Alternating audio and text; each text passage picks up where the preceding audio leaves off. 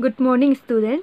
आज हम क्लास 6 की पार्ट 6 का दूसरा भाग पढ़ने वाले हैं। तो पाठ का क्या नाम था? हमारे पड़ोसी। तो पहले भाग में हमने क्या देखा था कि लेखिका और उसकी जुड़वा भाई दोनों उनके सामने के आने वाले व्यक्ति से दुखी थे, क्योंकि उस मकान का बगीचा उनके लिए कुछ महीनों से खेल का मैदान बना हुआ था।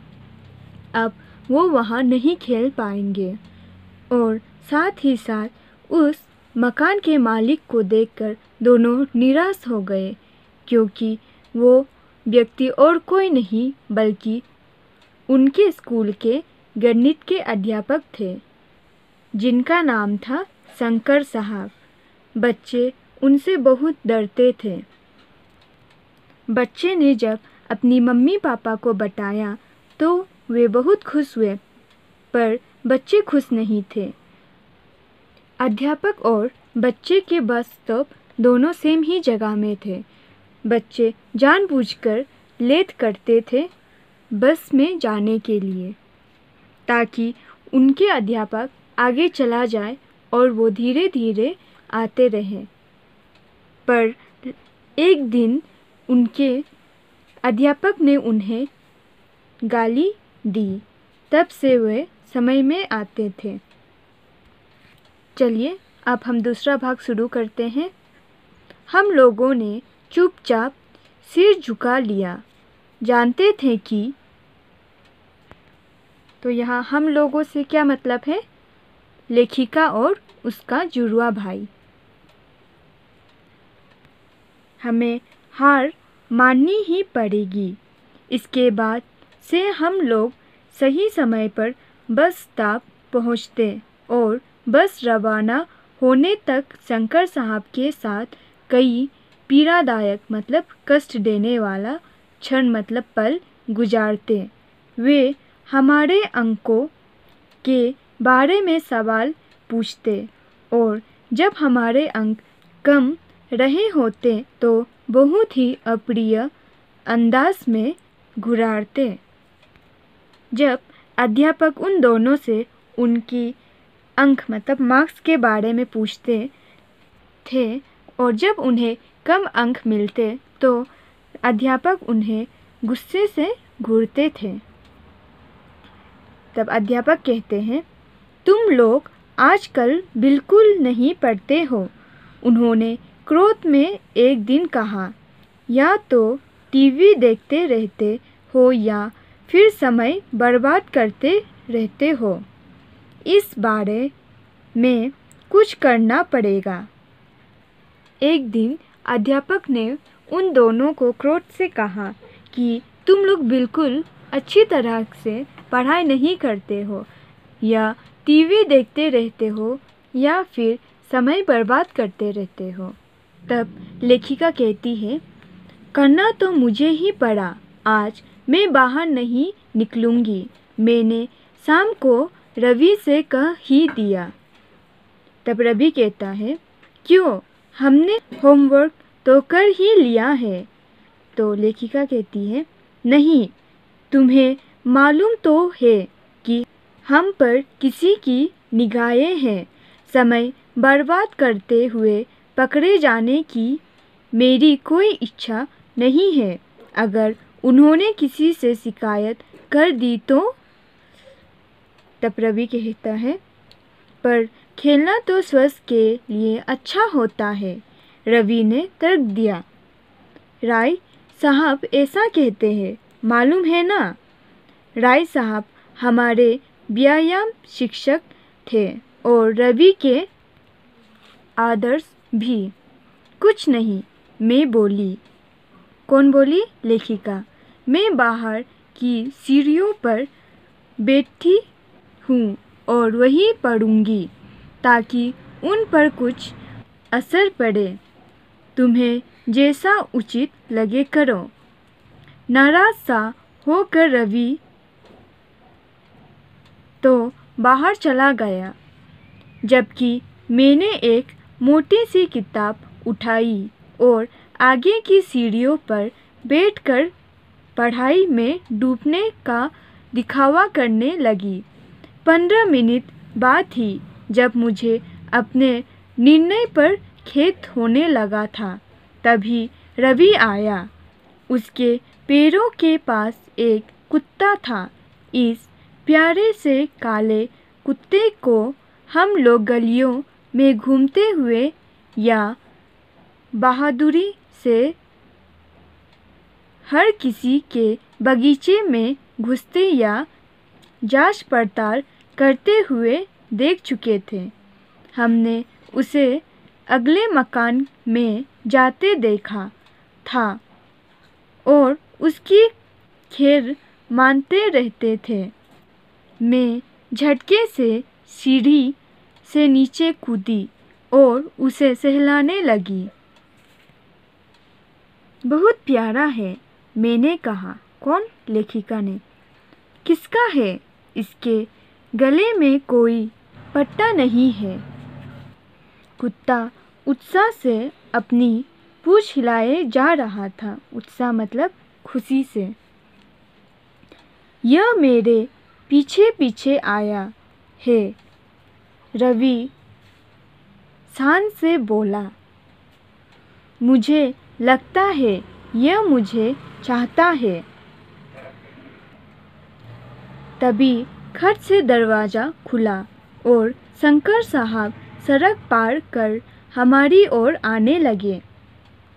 भगवान बचाओ, रवि धीरे से बोला और मैंने अपराध भाव से अपनी किताब की तरफ देखा जो ऊपर सीढ़ी पर पड़ी थी। तुम लोग क्या कर रहे हो? वे शुरू हो गए। कौन शुरू हो गए? शंकर साहब। रवि ने घबराते हुए जवाब दिया, कुछ नहीं सर, हम तो बस पढ़ने ही जा रहे थे सर। हम तो। चुप रहो बच्चों, शंकर साहब ने कहा। और मेरी बात सुनो, शंकर साहब ने फटकार लगाई। यह मेरा कुत्ता है। मैं सोच रहा था कि यह गया कहाँ। हम आश्चर्य से देखते ही रहे। कुत्ता हंसी खुशी से उछल कूद करता हुआ अपने मालिक के पास पहुंच गया और देखते ही देखते उस घर के अंदर गायब हो गया। चलो, रवि बोला। उसके शब्द में बहुत से अनकहे मायने छिपे थे। मैंने सिर हिला दिया। मैं शर्त लगा सकती हूँ वे कुत्ते को मारते होंगे, मैंने कहा। लेखिका ने।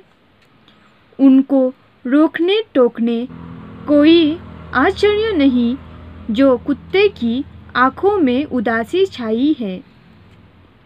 अच्छा ऐसा? रवि बोल पड़ा। तुम्हें कैसे पता लगा? क्या वे आंखें गायों की तरह थी?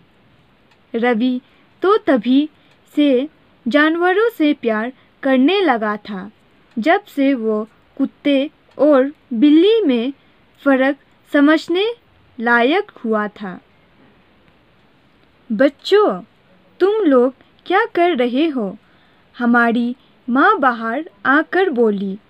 तुम लोग ने बताया था कि कल तुम्हारा टेस्ट है, गणित का है ना? हाँ, रवि ने उदास स्वर से कहा। हम लोगों ने तैयारी कर ली है। वही पुराने सरे से समीकरण। समीकरण का मतलब है गणित का पुराना अध्याय। यही पुराने सरे से समीकरण अगले दिन हमारे लिए असली मुसीबत बन गए। शंकर साहब ने तो लगता है कि सबसे कठिन प्रश्नों का आविष्कार मतलब खोज कर डाला था। हमने बहुतेरा सिर खुजाया, पेन चबाए, संख्या ओ को बहुत सवारा, सरल किया, लेकिन उनका उत्तर पकड़ में नहीं आया। हाय, कक्षा से बाहर निकलते ही माधुरी ने अपनी आंखें मली। कितना भयानक था, कितना कठिन। तुम दोनों ने कल जरूर उन्हें नाराज कर दिया होगा। उसी का बदला लिया उन्होंने। असली अग्नि परीक्षा तो तब हुई जब हमारी कॉपियाँ वापस की गई। हम सब के सब फेल हो गए थे।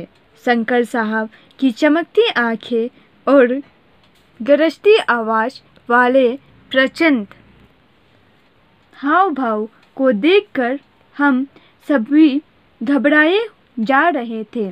तुम सब बेकार हो, वे फट पड़े। मैंने बिल्कुल आसान सा टेस्ट लिया था और तुम लोग एक भी चीज़ ठीक से नहीं कर सके। रवि तो सारे दिन अपने अंकों के बारे में ही सोचता रहा। वो अपने आप को गणित का विशेषज्ञ माना करता था और अब उसे चिंता खाए जा रही थी कि वो कहीं फेल ही ना हो जाए। मैंने उसे प्रसन्न करने का निश्चय किया। आओ रवि, शाम को मैं उसे बाहर खींचते हुए बोली। छुपा छुपी खेले, ना जाने कितने दिन हो गए। नहीं, वो बोला। वो एकाएक रुक गया। हमारे कानों में किसी के बड़े जोर से हंसने की आवाज़ सुनाई पड़ी। यह तो बगल वाले मकान के बगीचे से ही आ रही थी। जिज्ञासावश, मतलब जानने की इच्छा, हम बार पार कर भागे और अपने पुराने खेल के मैदान की तरफ झांकने लगे। शंकर साहब अपने हाथों में एक गोल सी प्लेट फ्रिस्बी लिए घास में लेटे थे। उनका कुत्ता उनके चारों तरफ कूदता फाड़ता उसने छीनने की कोशिश कर रहा था। तो यह शंकर साहब है जो घास में लेटे हुए हैं और उनके हाथ में गोल सी प्लेट है जिसे फ्रिस्बी कहते हैं और कुत्ता उसे छीनने की कोशिश कर रहा था। वे तो हंस रहे हैं, रवि धीरे से बोला। मुझे लगा जैसे मैं कोई स्वप्न देख रही हुई। शंकर साहब ने तभी ऊपर की ओर देखा और अपने पैरों पर उछलकर खड़े हो गए। दो दिलचस्प दृश्यों को देखकर वे कुछ हड़बड़ा गए थे।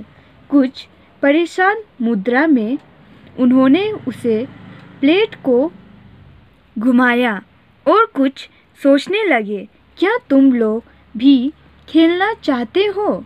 उन्होंने पूछा। रवि मेरी अपेक्षा थोड़ी जल्दी होश में आ गई। हाँ सर, उसने जवाब दिया और मुझे खींचते हुए उनकी ओर भागा। कुत्ता दौड़कर हमारे पास आया और हमारे हाथ चाटने लगा। त्रिको तुम्हें चाहता है, शंकर साहब बोले। त्रिको? मैंने साहस करके पूछा। त्रिकोणमिति मतलब ट्रायंगल की दर्ज पर इसका नाम रखा है, उन्होंने समझाया। आओ तुम लोग वहाँ खड़े हो जाओ, मैं यह फ्रिस्बी तुम्हारे ओर फेंकूंगा। एक ही घंटे बाद हम अपनी किताबें लाने के लिए अपने घर की ओर भाग रहे थे। तुम लोग कहाँ जा रहे हो? माँ ने पूछ लिया। बगल वाले घर में। शंकर साहब हमें गणित के समीकरण हल कराने में हमारी मदद करेंगे। तो इस कहानी को सुश्री देविका रंकाचारी ने लिखी थी। तो इस प्रकार हम यह पाठ समाप्त करते हैं। धन्यवाद।